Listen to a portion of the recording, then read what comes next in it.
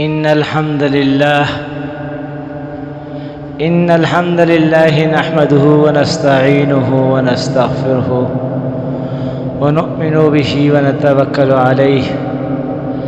ونعوذ بالله من شرور أنفسنا ومن سيئات أعمالنا. من يهده الله فلا مضل له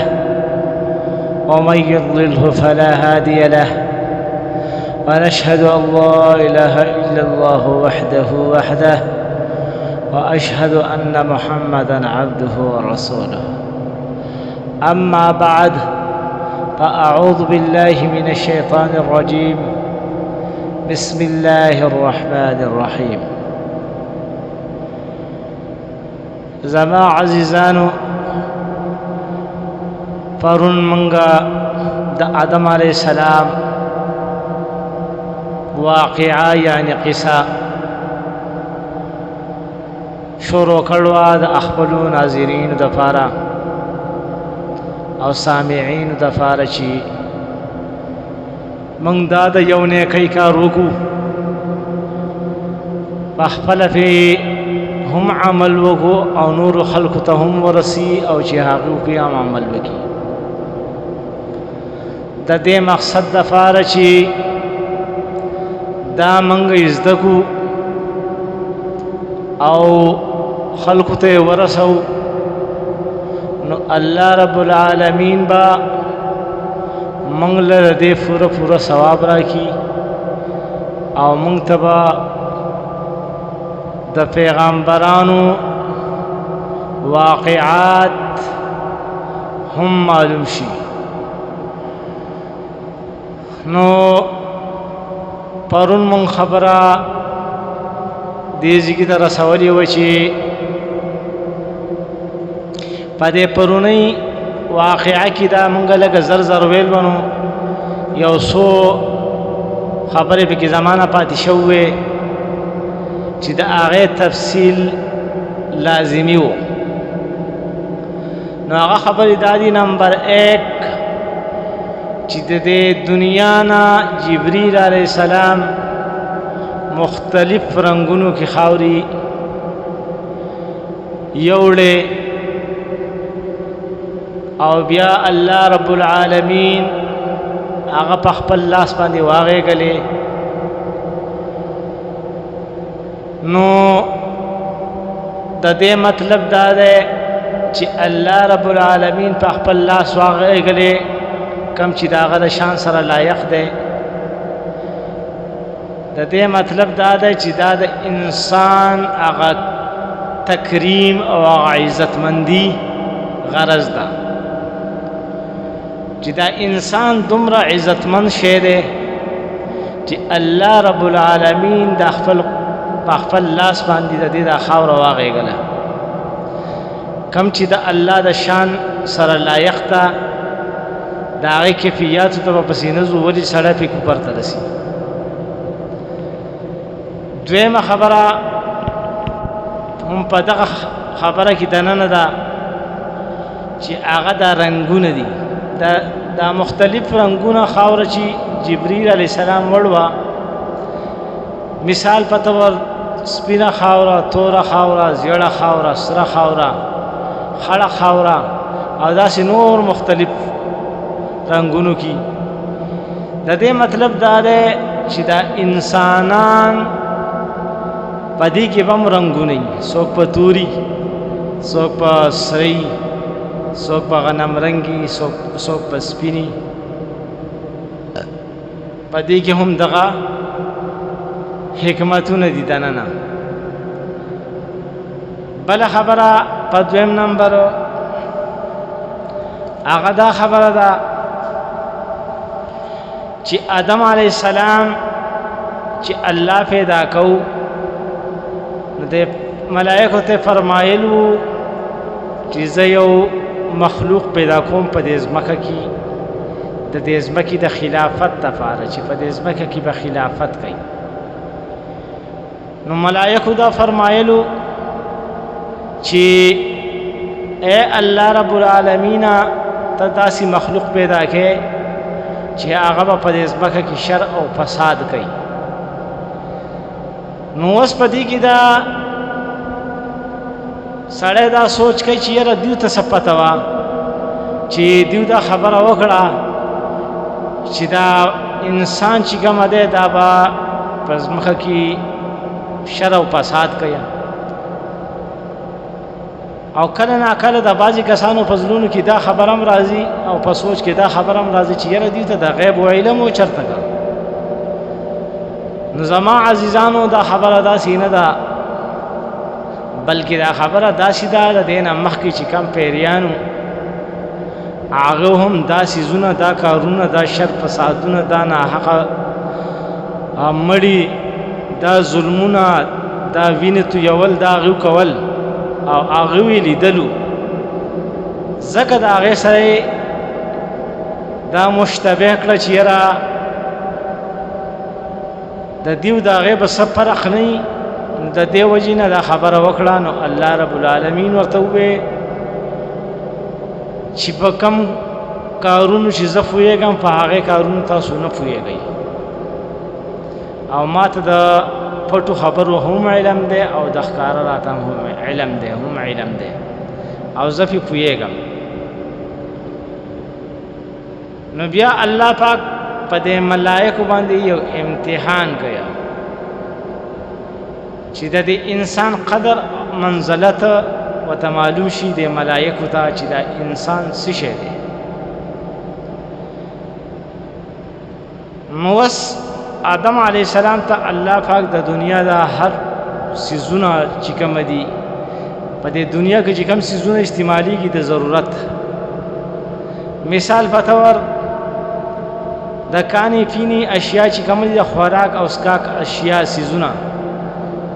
د دې نه به شروع وکړو مثال په طور چې دا ګیلاس دی دا پتیله ده دا سمسی ده دا غلبیل دی دا چج دی دا چوله ده دا سلینډر دی دا نغری دی داسې د دنیا دا ټول څیزونه ورته الله رب العالمین آدم علیه السلام ته د دې نومونه وښوده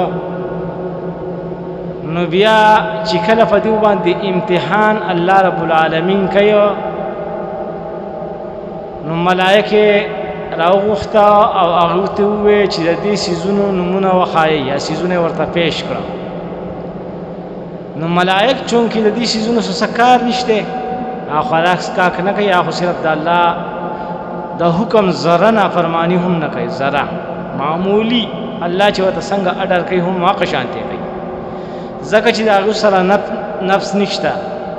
خوراک څښاک نه کوي بس څوک چې په سجده کې دی هغه په سجده کې دی څوک چې په رکوع کې دی په رکوع کې دی څوک چې په قیام کې دی په قیام کې دی او د الله رب العالمین تعریفونه حمد و ثناګانې وایي نو ملائکو ته خو د دې علم نه و چې دا څه دي او څه نه دي نو ملائکو عرض وکړو چې الله موږ په دې باندې نه پوهېږو الا مگر تا چې موږ ته څه راښول دي هغه دې راښول دي نور په اخوا د هغې نه موږ ته څه نه دی معلوم نو آدم علیه السلام ته بیا الله رب العالمین وفرمایل چې د دې څیزونو نومونه ووایه دې ملایکو ته نو آدم علیه السلام بیا د دې ټولو څیزونو نومونه وویل چې دا سمسی ده دا ګیلاس دی دا پتیله ده دا غلبیل دی دا کټ دی دا بستره ده دا لرګي دي او دا بیلچی دی او دا ګنتریانې دي د دې څیزونو نومونه یې ورته وویل نو الله رب العالمین وویل چې دا انسان داسې عزتمند څیز دی وګوره دې ته تاسو وایئ چې مې پیدا کوئ مگر ما چې پیدا کو نو دا هر څه ورته معلوم دي او د دې ډېر اوچت مقام او منزلت دی دا خبره په دې ځای باندې ختمه شوه موږ د هغه ځایه پورې دا خبره رسول وه چې آدم علیه السلام ته دې شیطان راغی او دوکۍ ورته ورکړه او ورته وایي چې د دې بوټي خواله د دې نه میوه وخورئ حالانکه الله دې ورته ویلو چې دې بوټي ته به نږدې کېږئ نه نو د دې باندې ډېر عمر تیر شوی ډېر زیات او هیر شوی دی دا خبره دې هیره شوی نو هغه چې کله هغه بوټي ته نږدې شو نو هغه لباس دی جنتي لباس والوتو او دیو په چغو په سورو سر شو او په جړاګانو سر شو او یو بلته عورتونه ښکاره شو او بیا د جنت پاڼې چې دي د هغې د ونو نه پاڼې را شوکولې او د خپل شرمګاهونه پې پټ کړه بیا ورته الله پاک حکم وکړو چې تاسو وس کوشئ د ځمکې ته د دنیا د ځمکې ته نو دا درې کسان را کوشو او دی ورته ووې چې تاسو د دواړو به دا شیطان چې کوم دی دا به دشمني او د یو بل دشمنان یو بل په دشمني سره ونیسئ بیا را کوشو بعضې کسان مختلف اقوال دی په دې دغه کې څوک وایي چې آدم علیه السلام په هندوستان را کوشوی او حوا علیه السلام چې وه په عرفات په ډیرۍ چې ده په دې را کوشو وه مختلف قسم دغه دي والله اعلم الله پې ښه خبر دی چې دا څنګه وه خو په لنډه باندې دا خبره داسې ده چې دنیا ته را کوشو او الله ورته وایي چې تاسو به په دې دنیا کې د مرګه پورې اوسېږئ نو شیطان عرض الله ته وکړو چې یا الله ته ماله د قیامته پورې مهلت راکړه نو الله ورته ووایي چې تا ته د قیامته پورې مهلت شو نو شیطان قسم وخوړ چې د دې آدم علیه السلام بچی چې کومه دي د دې د وجې نه زه تا د خپل در نه وشړلم خو زه به د دې آدم بچی چې کومه دي دا به زه سیده لارې یعنی صراط مستقیم ته پرېنږدم او دا به زه ګمراه کوم زه به وله د شا نه هم راځم د مخې نه به وله هم راځم د ګسې طرف نه به هم راځم د ښۍ نه به هم راځم د ښکته نه به هم راځم د بره نه به هم راځم او په یوه طریقه به خامخا زه ګمراه کوم او د ځان ملګري به جوړوم او د ځان سره جهنم ته اچو نو الله رب العالمین هم قسم وخوړ چې زما دي په خپل ذات قسمي چې کم زمان نیک عمل او صالحین کسان دي هغه ته نشي ګمراه کولی او چې ستا خبره څوک مني نو تا به هم جهنم ته واچوم هغه به هم واچوم نو آدم علیه السلام چې ځمکې ته دا راکوشو نو بیا یې هغه الله پاک ورته هغه دعا کلمات چې کومه دي هغه یې ورته ور زده کړه او بس هغه کلمات هغه ووې او دعا یې ووې او دا دعا چې ده دا موږ لا هم پکار ده چې دا موږ هم زده کړو ځکه چې زموږ خو ډېر زیات ګناهګار یو دا موږ نه خو قدم په قدم باندې ګناهونه کېږي زموږ نظر په کنټرول نه وي زموږ نور اعمال ټیک نه وي نو دا دعا موږ له هم زده کول پکار دي هغه دعا څه داسې رنګې ده چې ربنا ظلمنا انفسنا وان لم تغفر لنا وترحمنا لنكونن من الخاسرين ربنا اے رب زمونږه ظلمنا موږ ظلم کړی په خپل ځان باندې انفسنا په خپل ځانونو باندې وإن لم تغفر لنا او کتا چرې موږ ونه بخلو وترحمنا او تا په موږ باندې رحم ونکو لنكونن من الخاسرين وخامخا به موږ د تاوانیانو او د خسران کوونکو نشو دا کلمات چې آدم علیه السلام ووې او د زړه نه ووې په خوله اقرار وکړو او د زړه نه ووې د آدم علیه السلام ګناه الله معاف کړه، توبه قبول شوه او ګناه ولا الله معاف کړه او داسي نیک عملونه چې کوم دي الله به ورته وحي کوله او په هغه طریقه باندې الله پاک هغه روان کو. پدې کې ټیم تیرېدو د آدم علیه السلام به بچی کېده او د هغې نه بیا داسې دا نسل زیات شو. هغې کې د آدم علیه السلام یو دو بچو دسی خو نور هم ډیرو، خو اولنو بچو کې یو حابیلو او بل قابیلو، مشر حابیلو او کشر قابیلو. نو دا دو کسان چې کوم دي دا واقعه په قرآن کې هم ده. دا قابیل چې دی دا زمیندارو، دی به د زمیندارۍ کار کو، او دا حابیل چې و دی به دا چیلې ګډې بیزې دا به ساتلې. نو بس خبره ده دیو دغه شوه په کتابونو کې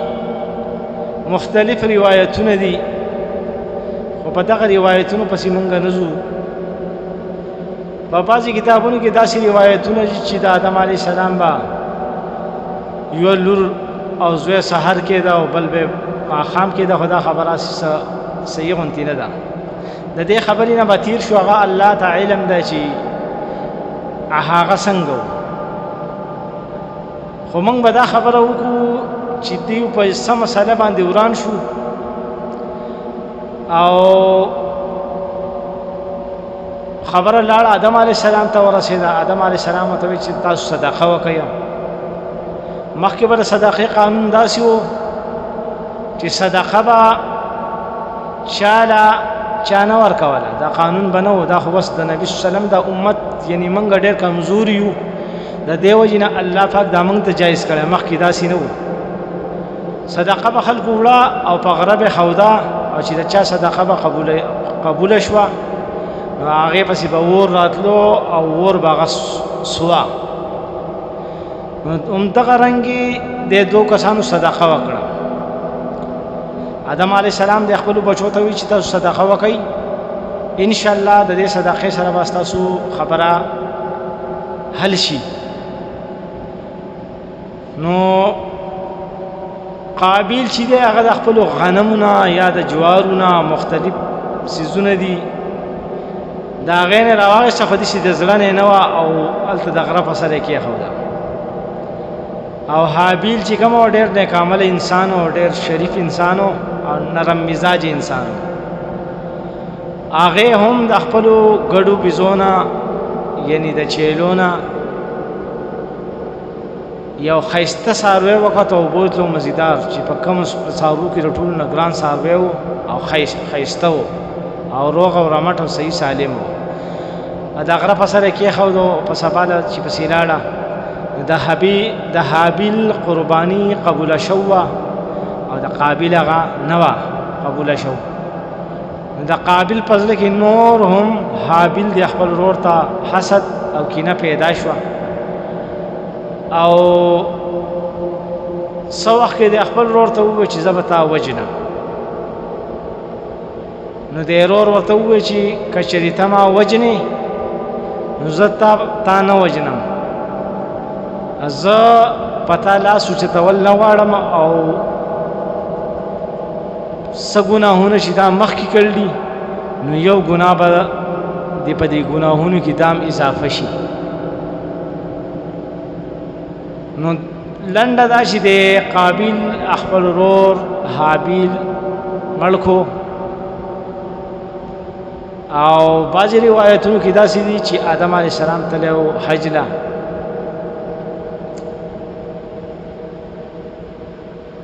نو چې حابیل یې مړ کړو نو بیا د خپل ورور په شا ګرځو.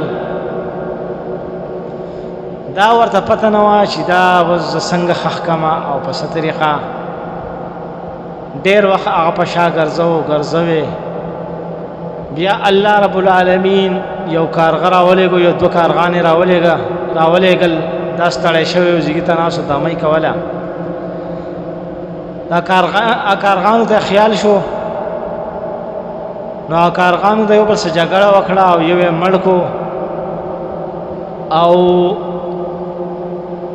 بیا یې راولګېدو او په پنجو باندې یو ډوغل شانتې وکناستو او بل کم کارغه چې مړ کړی و هغه یې خښ کو او داسې به بیا خاورې ور واړېلې په خپو باندې نو قابل چې دې کارغانو ته وکاته نو وی چې مونږه زه د دې کارغه نه هم کمزوری یم چې ما ډېر وخت د خپل ورور دا لاش یعنې دا باړي پس شا وګرځوله او دومره به ما کې عقل نشته چې دا ما چېرته خښ کړی وی نو بیا د هغې نه بعد هغه خپل ورور له قبر وکنستو او هغه یې دفن کو بیا آدم علیه السلام ته پته ولګېده مختلف روایتونه دي چې زلزله راله جټکې رالې او چا الله پاک ورته وحي آدم علیه السلام ته وکړه چې ستا یو زوی ولګېدو او بل یې مړ کو یعنې قابیل حابیل مړ کو بیا آدم علیه السلام د حج نه راغی او قابیل دغه کس وجل او بیا د قابیل د خپل پلار سره یعنی د آدم علیه السلام سره نشو میلاوی دی نو هغه د دغه ځای نه خپله ښځه او کډه مډه دا شیزونه یې ویوړه او لاړو په صحرا کې یو دشته وه په هغې کې اوسېدو په دې کې دا آدم علیه السلام چې و ډېر سخت خفه نو الله وله د حابیل په ځای شیس علیه السلام ورکړو یو فرمان بردار زوی ولا ورکو د حابیل په ځای او شیس علیه السلام پیغمبر دی او په سباني قسط کې یا په بله ورځني قسط کې به انشاءالله د شیس علیه السلام قصه او واقعه بیانو آدم علیه السلام زر کلونه عمر و زر کاله نو دغه زر کلونه پوره شو او بیا آدم علیه السلام وفات شو نو ګرانو اوریدونکو سبانی یا په بل سبانی واقعه کې به مونږه د شیس علیه السلام واقعه بیانو نو تر هغې پورې مونږ له اجازت راکوي د الله په امان